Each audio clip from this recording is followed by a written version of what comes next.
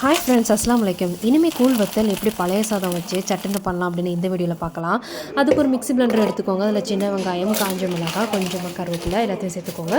தேவையான அளவு உப்பு சேர்த்துட்டு இதை லைட்டாக கொரப்பாக அரைச்சி எடுத்துக்கலாம். கொரப்பாக அரைச்சி எடுத்ததுக்கப்புறமா பழைய சாதத்தை லைட்டாக தண்ணி இல்லாமல் பிழிஞ்சு இதை சேர்த்துக்கோங்க. கொஞ்சமாக சீரகம் சேர்த்துட்டு இது நல்லா பல்ப்பாக அரைச்சி எடுத்துக்கலாம்.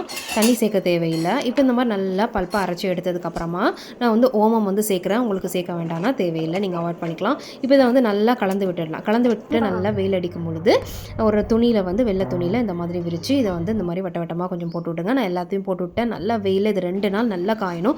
2 நாள் காஞ்சதுக்கப்புறமா பார்த்தீங்கன்னா இது இந்த அளவுக்கு நல்லா காஞ்சிருக்கு. இதை அப்படியே திருப்பி போட்டு தண்ணி லைட்டாக தெளித்து ஒரு 5 நிமிஷம் விட்டுருங்க. விட்டதுக்கப்புறமா பார்த்தீங்கன்னா இந்த மாதிரி நல்லா உரிச்சு எடுக்கிறதுக்கு வரும்.